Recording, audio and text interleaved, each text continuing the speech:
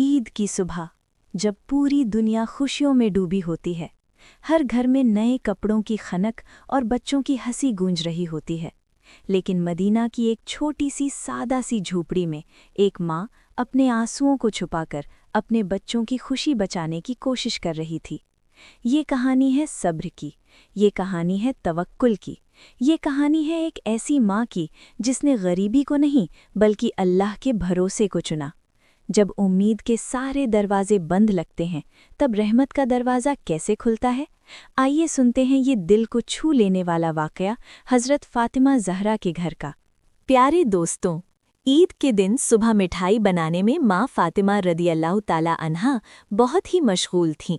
आटा गूंधने और दूसरी तैयारियों में लगी हुई थीं, क्योंकि सुबह ही सारे काम पूरे करने थे। दूसरी तरफ 8-10 साल के मासूम भाई हसन और हुसैन रदियल्लाहु ताला अन्हा अपना खेल छोड़कर माँ के पास आ गए। उनके मासूम लहजे में एक सवाल था, अम्मी, आपको याद नहीं आज ईद है? ज़रा बाहर आकर देखिए तो सही, मोहल्ले के लड़के लड़कियां नए नए कपड़े पहनकर कितने खुश हो रहे हैं, और हमने तो अभी तक नए कपड़े भी नहीं पहने। क्या इसका मतलब ये है कि हम आज ईद नहीं मनाएंगे? थोड़ी देर बाद फिर कहने लगे, अम्मी, जल्दी से हमें हमारे नए कपड़े पहना दो, हम भी उनके साथ खेलते खेलते ईदगाह जाना चाहते हैं। जब अब्बू आएंगे तो उन्हें हमारे साथ भेज देना, हम उनके साथ वापस लौट आएंगे। माँ ने बच्चों के सर पर मोहब्बत भरा हाथ फेरा, उनके माथे को चूमा और बोली, अभी ईदगाह जाने में काफ़ी वक्त है बेटा, तुम लोग बाहर जाके थोड़ा घूम फिर आओ, फिर मैं तुम्हें नए कपड़े पहना दूंगी। हो सकता है तब तक तुम्हारे अब्बू भी आ जाएं और शायद तुम्हारे लिए नए कपड़े भी ले आएं। तब मैं तुम्हें ज़रूर नए कपड़े पहना दूंगी और तुम अपने अब्बू के साथ ईदगाह चले जाना। अब जाओ बेटा, बाहर जाकर थोड़ा खेलो, इस बीच में अपने काम निपटा लूं। दोनों भाई बोले, जी अम्मी। फिर छोटा भाई अचानक सवाल करने लगा, अम्मी, क्या अब्बू हमारे लिए नए कपड़े लेने गए हैं?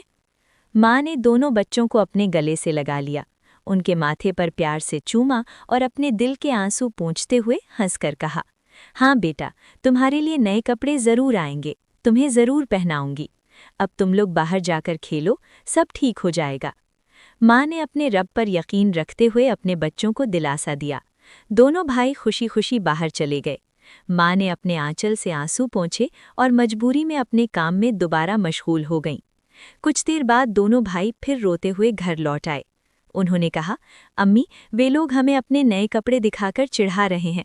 वे कह रहे हैं, देखो, तुम्हारे पास हमारी जैसे नए कपड़े नहीं हैं, अगर होते तो तुम उन्हें ज़रूर पहनते। वे कह रहे हैं कि हमारे अब्बू कैसे हैं जो ईद के दिन भी हमारे लिए नए कपड़े नहीं लाए।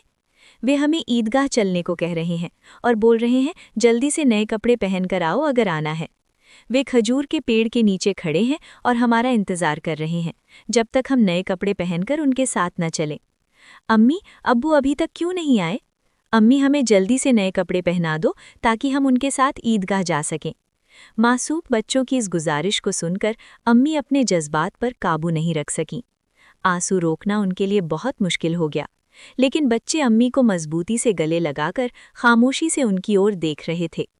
कुछ ही पल में खुद को संभालते हुए अम्मी ने आंसू पोंछे और चेहरे पर जबरन हल्की सी मुस्कान लाते हुए बोली, अभी बाहर जाने का वक्त नहीं हुआ।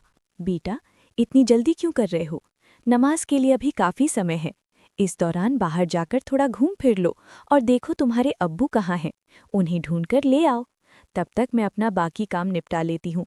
थोड़ा सा ही काम बचा है। अगर तुम्हारे अब्बू नए कपड़े लाते हैं तो मैं तुम्हें बहुत खूबसूरती से तैयार कर दूंगी। फिर तुम मिठाई खाकर अपने अब्बू के साथ ईदगाह जाओगे, ठीक है? दोनों भाइयों ने मासूमियत से कहा, जी अम्मी। अम्मी ने अपने दिल को मजबूत करते हुए बच्चों को तसल्ली दी, लेकिन जैसे ही उन्होंने बच्चों के मासूम चेहरों की तरफ देखा, उनकी आंखों में आंसुओं का सैलाब उमड़ पड़ा। बच्चों को अपनी हालत का अंदाज़ा ना हो, इस डर से अम्मी कभी एक कमरे में जाती तो कभी दूसरे में। इधर दोनों मासूम भाई परेशान होकर अम्मी अम्मी कहते हुए उनके पास आए और बोले, अम्मी, हम समोसे और सख्फीस खजूर लेकर अब्बू को ढूंढने जा रहे हैं। अम्मी ने रूंधे गले से कहा, हाँ जाओ। उनकी आवाज़ में छुपा दर्द बच्चे समझ नहीं सके। बड़े भाई ने अफसोस जताते हुए कहा, अब्बू कहाँ होंगे? छोटे भाई ने मासूमियत से पूछा, अब्बू कहाँ गए? बड़े भाई ने जवाब दिया, पता नहीं, चलो इधर उधर ढूंढते हैं। छोटे भाई के कंधे पर हाथ रखते हुए दोनों भाई अब्बू की तलाश में निकल पड़े। इधर अम्मी अपने दिल का दर्द कम करने का कोई रास्ता नहीं पा रही थी। उनकी बेचैनी और बढ़ गई। वो सोचने लगी, मैं अपने मासूम बच्चों को कैसे बताऊं कि आज उन्हें नए कपड़े पहनाने के साधन हमारे पास नहीं है। उन्हें कैसे तसल्ली दूं? आज तो ईद का दिन है। मैं जो भी कहूंगी क्या मेरे बच्चे मेरी बात मानेंगे? या अल्लाह, क्या तेरे अलावा मेरा कोई और सहारा नहीं? ईद के लिए जो मिठाई बनाई है वो भी कई दिनों तक थोड़ा थोड़ा गेहूं बचाकर तैयार की है। उसी से हलवा और रोटी बनाई है।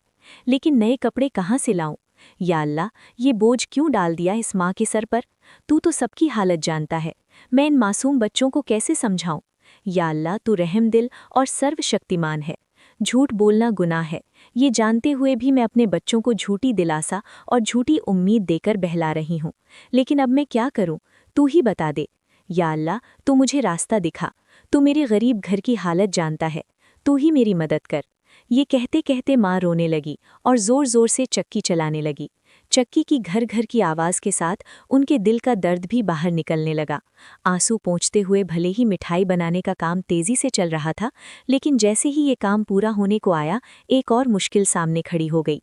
तभी अम्मी अम्मी कहते हुए दो मासूम बच्चे माँ के पास आकर खड़े हो गए।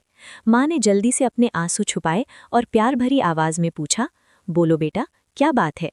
माँ ने हमेशा अपनी इच्छाओं और आराम को दबा कर रखा था।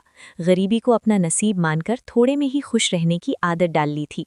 लेकिन आज मासूम बच्चों की एक छोटी सी ख्वाहिश ने उनके सब्र के दायरे को तोड़ दिया।